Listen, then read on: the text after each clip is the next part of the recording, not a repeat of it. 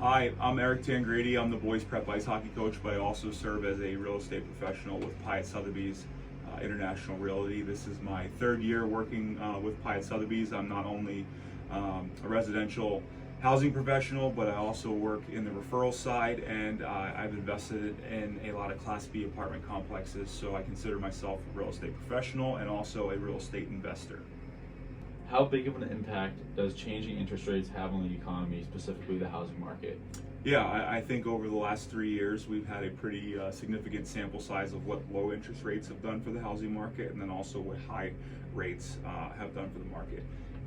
Traditionally, lower rates lead to higher prices, and higher rates lead to prices dropping.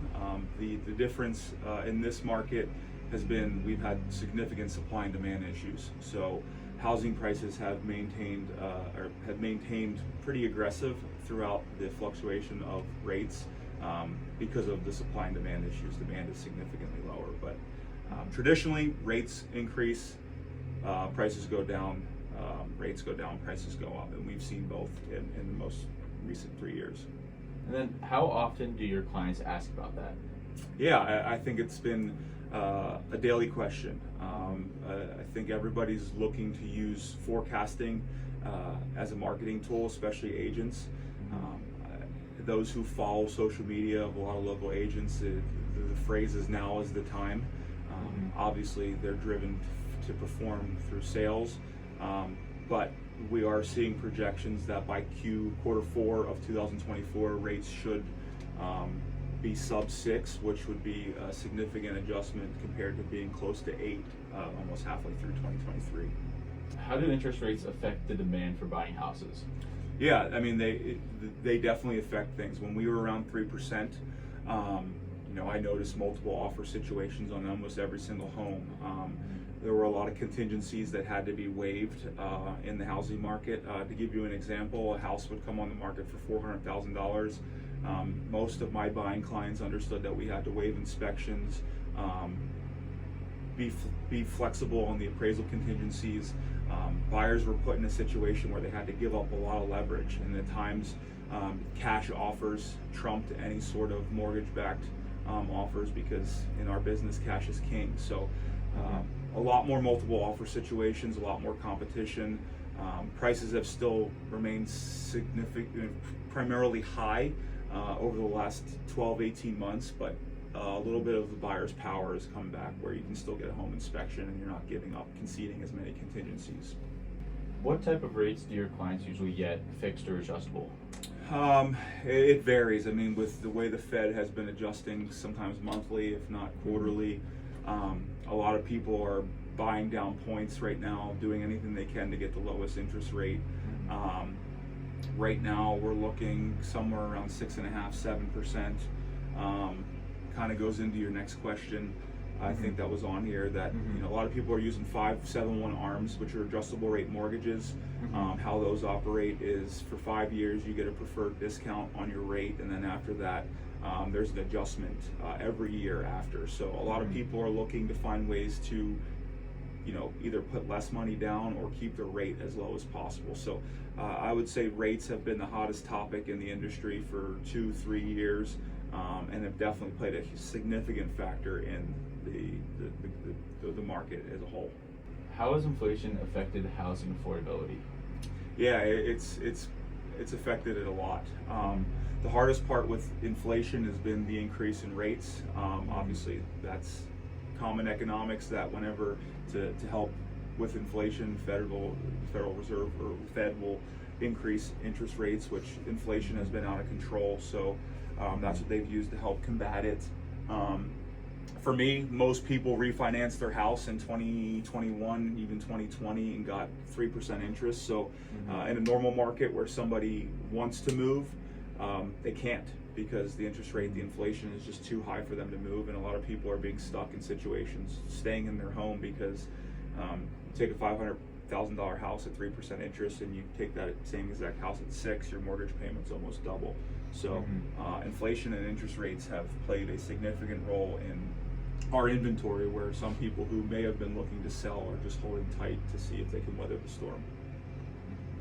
Do you know some ways how the government helps to regulate and support the housing market and affordability?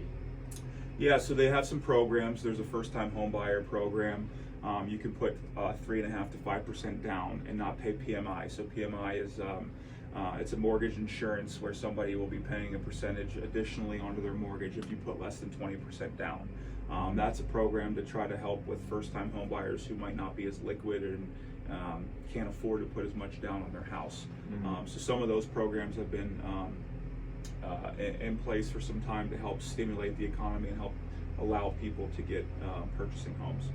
What do you think the Fed should be doing when it comes to interest rates, especially after COVID? Yeah, I mean, I think we have an affordability crisis in our country right now.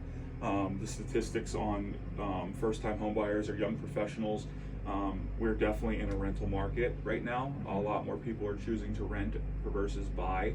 And as somebody who invests in real estate, like obviously the renting market is important to me in those investments, but when you rent, you're essentially just filling somebody else's pocket and not building any equity. So for me, I'd like to see significant rate decreases. I know it goes against the principles of inflation, but I think a lot more people are becoming content being tenants and not being landlords of their own properties. So I do anticipate a decrease in rates to help kind of even the playing field on the real estate market, because right now there's some big private equity institutions that are investing in single family homes and trying to manipulate the inventory in the market and taking opportunities away from young professionals and people looking to buy.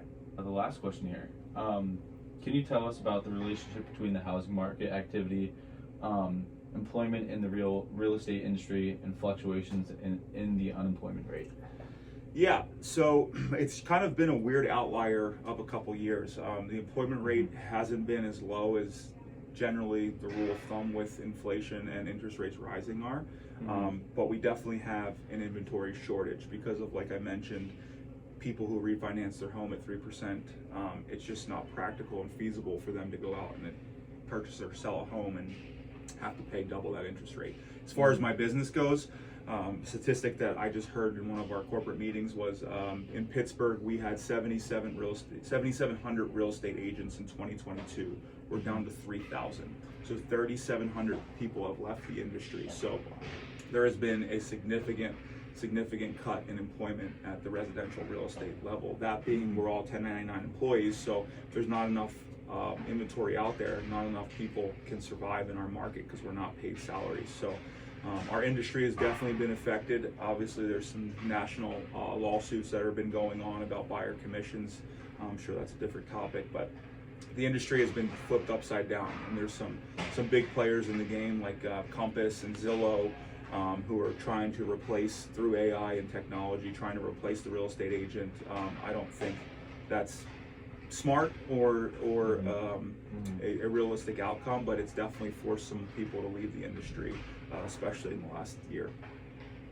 Definitely. All right, That's it. That's it. Awesome, buddy. We killed it. Perfect.